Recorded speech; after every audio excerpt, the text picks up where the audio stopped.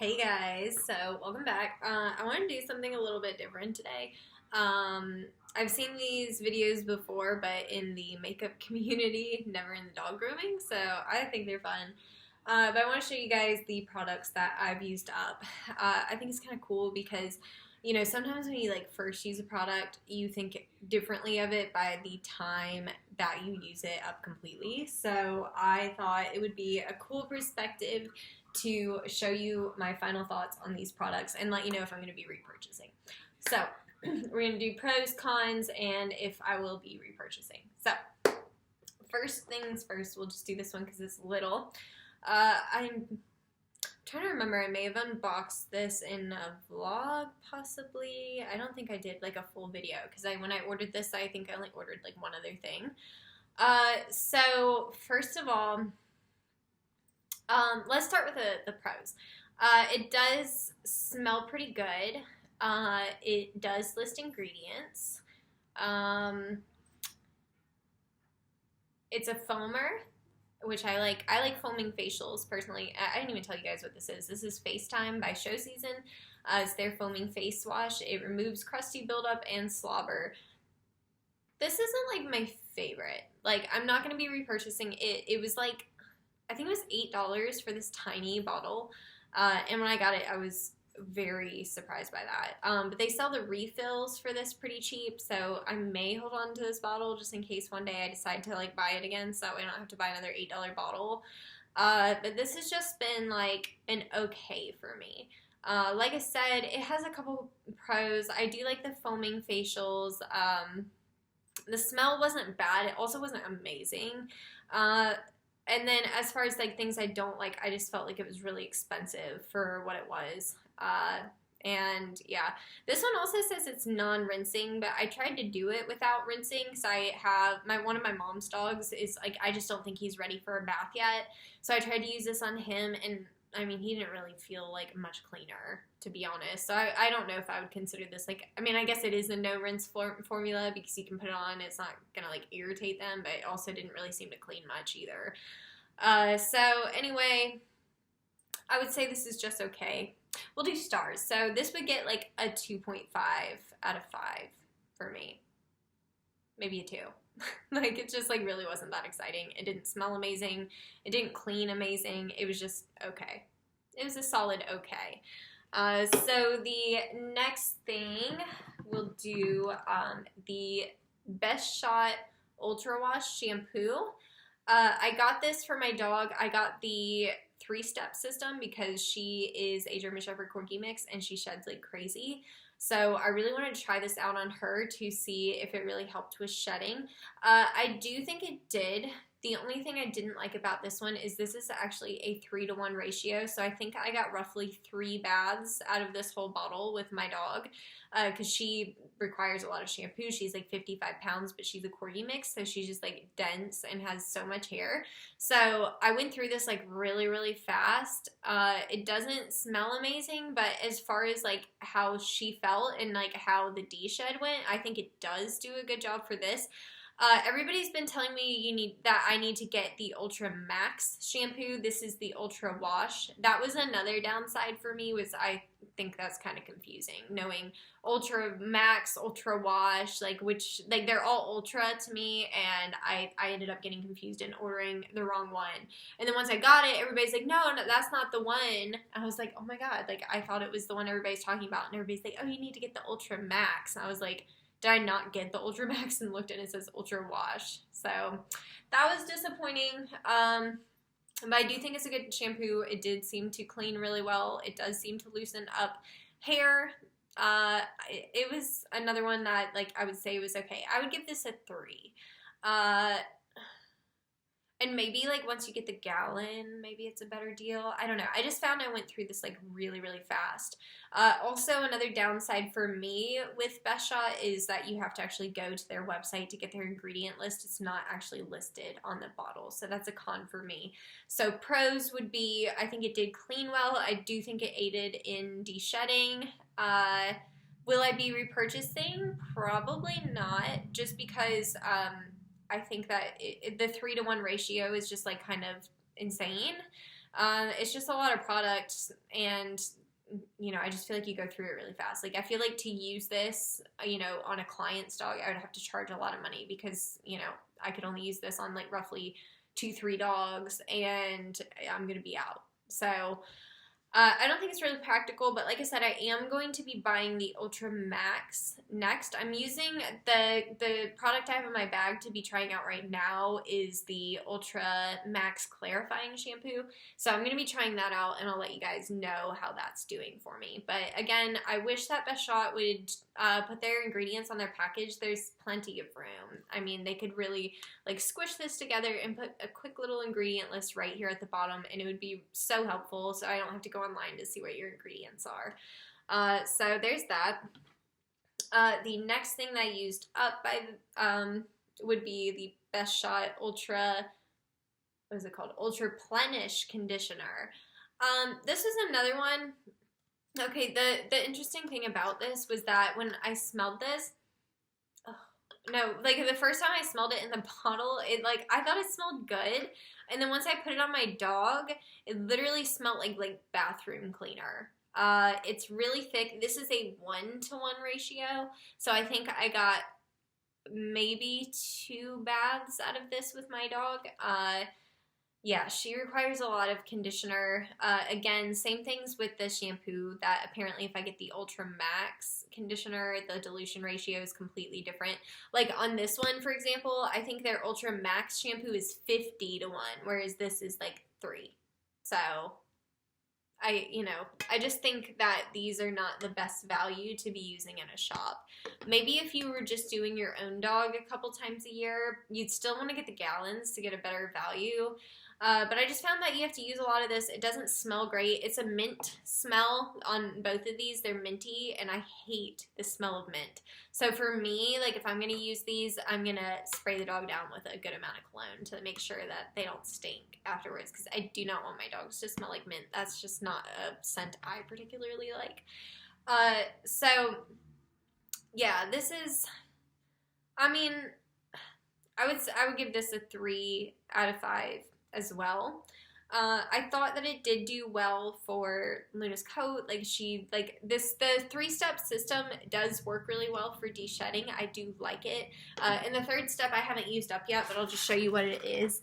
It's this spray that you spray on when you blow dry them. I'm going to keep using this for my de-shed dogs. So, we'll do a video on that one once I use that one up, and I can tell you my final opinions on it and if I'm going to purchase it again. But yeah, so these two, the Ultra Wash and the Ultra Plenish, I don't think I'm going to be purchasing it again, but I want to try the Ultra Max and see if it's better. Also, I just really wish that Best Shot would put their ingredients on their label. It's not that hard.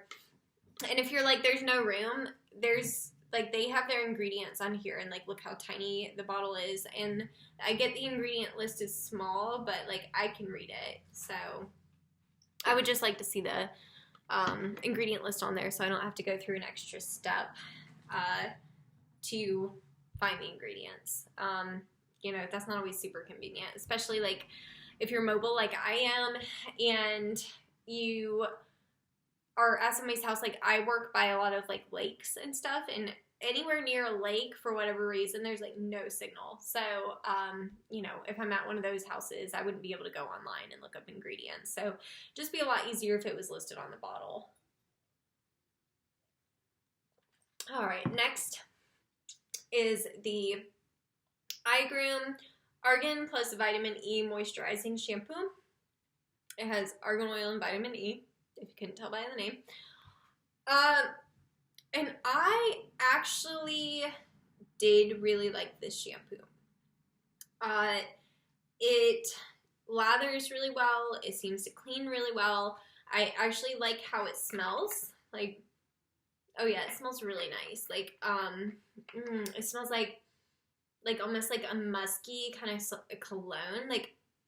I actually really, really like how this smells. They do, now this is the thing about iGroom is they're inconsistent, and that I don't like. So this bottle, I have ingredients listed. It's a full list of ingredients. It doesn't say the whole, like, you know, surfactant blend or proprietary blend or whatever. It actually does have the full ingredient list, but what it doesn't have is the dilution ratio, and I'm not sure if that was intentional. I bought this and I looked everywhere. There was no dilution ratio. I started asking, and at first nobody knew. They were just like, oh, I guess you use it straight, whatever. Well, I posted a video of it like right before I ended up using it, and fortunately somebody that had this in a gallon told me that on the gallon there is actually a dilution ratio. So this one has ingredients with no dilution ratio. And that's like a little strange. There's one more iGroom product I want to talk about, and then I want to talk about like some things to do with iGroom as a whole. This is the next product I purchased from them. This is the Squeaky Clean shampoo. I believe this is the one that won product of the year. But the thing is that I didn't like this one as much. Like, I really liked this one better. This one I didn't think smelled as good. It also didn't clean as good, which I think is kind of interesting since this one's called the Squeaky Clean. It still smells good. I think all of the iGroom stuff I've smelled so far has smelled pretty good. But this one has a dilution ratio. Let me just double check one more time. No, this one does not have it on there. Okay, so this one does have a dilution ratio, but it does not have ingredients. And that's kind of, oh no, there is ingredients. Am I stupid? Okay, the ingredients are there. I am stupid, so don't mind me. But this one does not have the dilution ratio, and this one does.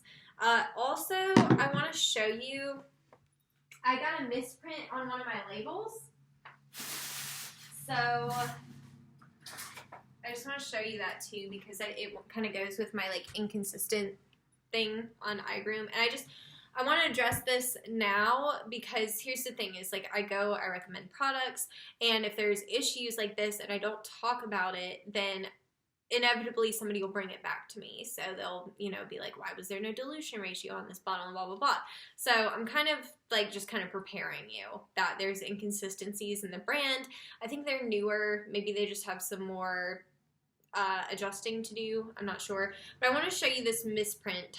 So you can see here, first of all, these are the same size bottles. So if you look here, you see how this says 8 fluid ounces. Okay, that's cool, right?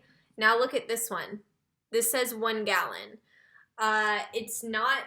That's not like meaning that this needs to be diluted, because these are meant to be diluted and it says 16 fluid ounces. It doesn't say what it's going to dilute to. Sometimes it will tell you like, oh, this bottle will dilute up to 1 gallon of shampoo, but this does not do that, and that's not what that means. That's just a straight up misprint. So, you know what? I think this was what it was. Yes, this is what it was. I was like, I swear one of these bottles did not have ingredients. So this one has the ingredient list right here, and then this one has no ingredients. This is just a description right here. This is not ingredients. So that's strange. So the labeling is inconsistent. Also, I have heard some not fantastic things about their customer service.